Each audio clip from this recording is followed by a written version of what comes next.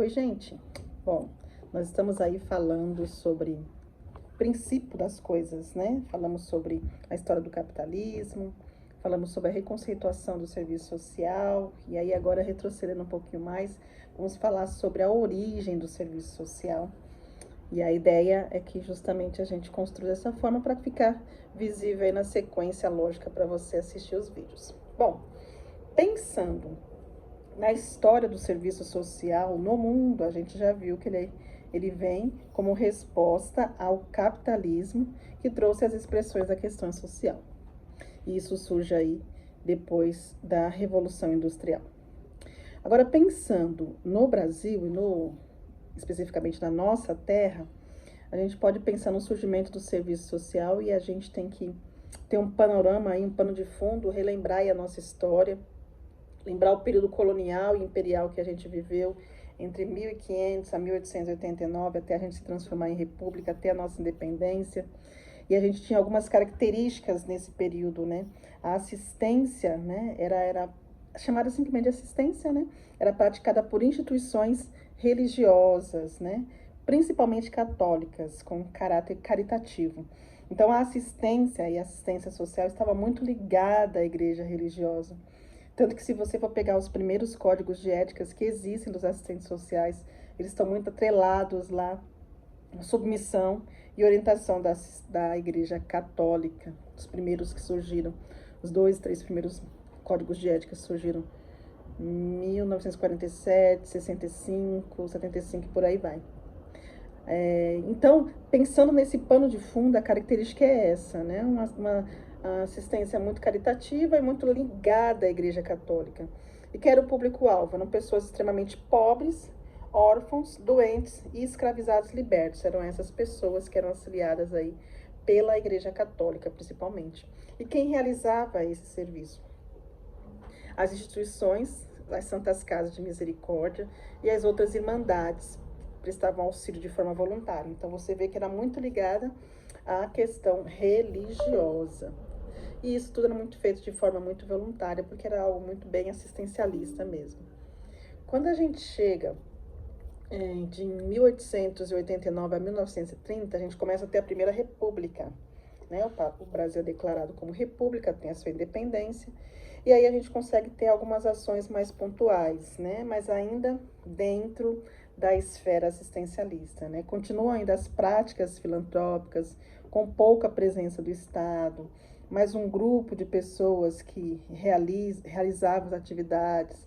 A gente surge também nesse período aí com o surgimento das lideranças de governo.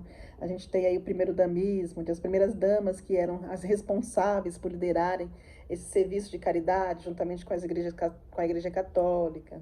Né? Então, eram as mulheres representantes do governo, esposas dos representantes do governo, que cuidavam de dar assistência aos menos favorecidos, muito dentro do assistencialismo mesmo, da benemerência, essas coisas todas.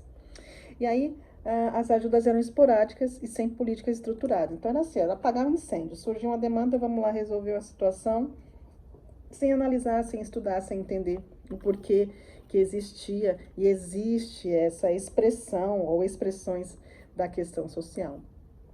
Mas também nesse período surge o início de algumas organizações filantrópicas, né? Algumas associações civis já passam a atuar com assistência e com apoio a alguns trabalhadores. Em 1930, a gente tem aí a chegada do serviço social no Brasil, se implementando aí no Brasil. Em 1935, 36, a gente tem a primeira escola de serviço social no Brasil, em São Paulo, depois surge no Rio de Janeiro. Então aí a questão já vai se solidificando, trazendo um senso mais crítico, um senso de conversa, de análise, de política pública. De 1930 a 1945, a gente tem o período conhecido como Era Vargas. Vargas governou aí por 15 anos na liderança aí do Brasil. E aí tiveram alguns marcos importantes, né, na sua gestão, positivos e negativos também, mas entre eles a criação do Ministério do Trabalho, da Indústria e do Comércio. Nesse período também surge a legislação, aí, a profissão dos contadores, profissional muito importante para a proteção do trabalhador. A assistência institucionalizada, surge também o Departamento Nacional de Previdência Social e surge também o controle estatal. Então, o papel aí do Estado, nesse momento, ele assume um papel mais direto, ainda mais com foco na proteção do trabalhador formal. Mas o Estado passa a assumir essa questão de assistência social, trazendo mais forte ainda mais a questão do primeiro damismo, que é nada que a primeira dama assumir as responsabilidades sociais do governo. Bom, em 1964 a 85, a gente vive no Brasil a ditadura militar. E esse período, como bem sabemos, é um período de muita dificuldade, dureza e violência para muitas pessoas que se opunham ao governo. E na assistência social a gente tem uma centralização e um clientelismo, ou seja, a assistência foi usada como instrumento político para que pudesse manter as pessoas no poder e usar isso como negociação para que as pessoas continuassem no poder também. Nesse período também surge a LBA, já tem um vídeo aqui sobre isso, que é a Legião Brasileira de Assistência, que visava o quê? Apoiar as famílias de militares, depois que expandiu a sua atuação. Só depois que expandiu a sua atuação. Mas até então, só visava apoiar somente os militares, né? E aí acabava sendo um trabalho de exclusão e não de assistência. Porque a assistência, ela está à disposição, a assistência social para todo aquele que dela necessitar. A ênfase na ditadura militar também era na filantropia, né? Incentiva convênios com instituições privadas e sem fins lucrativos. Então, você vê que ainda era algo não muito conceituado e estruturado.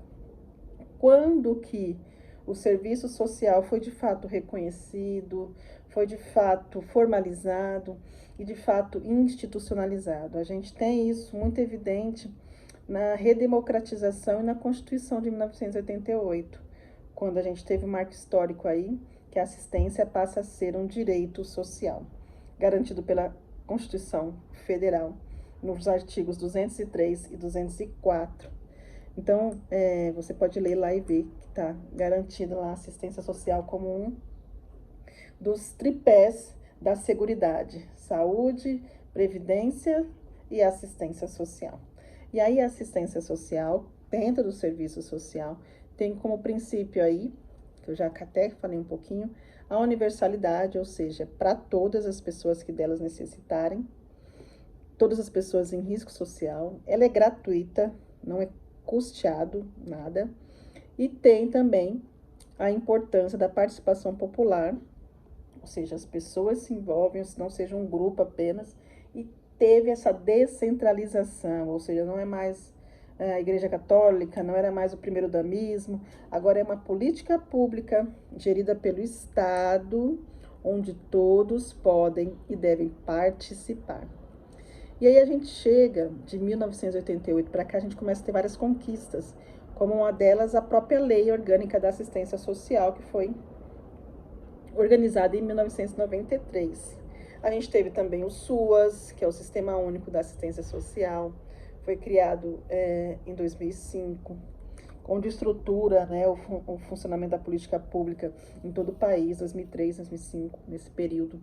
Organização da atuação da assistência social em níveis federais, estaduais e municipais, antes era muito centralizado na federação, e agora com a participação da sociedade civil, podendo fiscalizar por meio dos conselhos, das conferências, sugerir, inclusive, mudanças e alterações. E aí, na atualidade, a gente tem, inclusive agora esse vídeo está sendo gravado em julho, em todo o Brasil, a gente vivendo aí as conferências da assistência social. A cada 2 anos nós temos isso, e a gente está vivendo as conferências da assistência social, onde todos podem pensar e repensar e dar a sua contribuição no que pode ou não ser melhorado e ampliado dentro da profissão. Na atualidade, a gente tem os diversos programas que são regidos e configurados lá pela LOAS e pelo SUAS. Dentre eles, a gente tem o BPC, a gente tem programas de transferência de renda, como Bolsa Família, serviços de proteção básica e especial, que são notificação, que eu vou falar em outro momento.